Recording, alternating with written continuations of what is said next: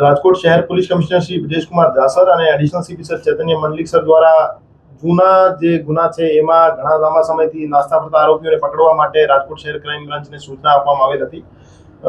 એની જ ભાગરૂપે એસીપી શ્રી બસિયા સાહેબ અને પીઆઈ શ્રી ડામોર સાહેબ, જાદવ સાહેબ અને ગોંડિયા સાહેબની ટીમો દ્વારા એક ઝુંબેશ હાથ ધરવામાં આવેલ હતી। એમાં ભક્તિનગર પોલીસ સ્ટેશનના 2007ના એક મર્ડરના ગુનામાં નાસ્તો ફરતો આરોપી હતો કિશન ઉર્ફે કિશના બહાદુર ખોજીરાજ ચૌધરી, જે મૂળ નેપાળનો રહેવાસી હતો। 2007માં એક મર્ડર થયો હતો ભક્તિનગરમાં। એમાં મર્ડર કરીને એ આરોપી તરત જ નેપાળ ભાગી ગયો હતો। એના પછી 19 વર્ષ પછી રાજકોટ શહેર ક્રાઇમ બ્રાન્ચ દ્વારા એને પનવેલ નવી મુંબઈ ખાતેથી અટક કરવામાં આવેલ છે। આ બનાવમાં હકીકત એવી હતી કે 4 આરોપીઓએ મળીને એક ભાવેશભાઈ રાજપૂત નામના વ્યક્તિની, જેની ઉંમર 24 વર્ષ હતી, એને અપહરણ કરી અને એને ગળાના ભાગે તીક્ષ્ણ હથિયારથી ઈજા કરી એને મારીને વોકળામાં નાખી દીધો હતો અને 10 દિવસ પછી એમની બોડી મળી હતી।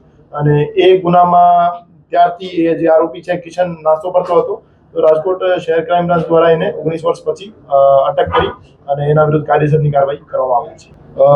મંજુલાબેન નામની એક મહિલા આરોપી હતી જે મર્ડરના આ ગુનામાં અટક થયેલ હતી અને બાકી બીજા જે 3 આરોપી છે, બીજા 3 આરોપી પૈકી એક કિશન ખોજીરાજ ચૌધરી છે અને બીજા આ સિવાયના 2 આરોપી જે છે હજુ નાસ્તા ફરતા છે, એને પકડવા માટે અમે કાર્યવાહી કરી છે। એમાં મંજુલાબેન અને જે મરણ જનાર ભાવેશભાઈ છે એમની વચ્ચે પ્રેમ સંબંધ હતો અને ભાવેશભાઈ રાત્રે દારૂ પીને મંજુલાબેનને ઘરે ગયા હતા અને ત્યાં માથાકૂટ કરતા હતા।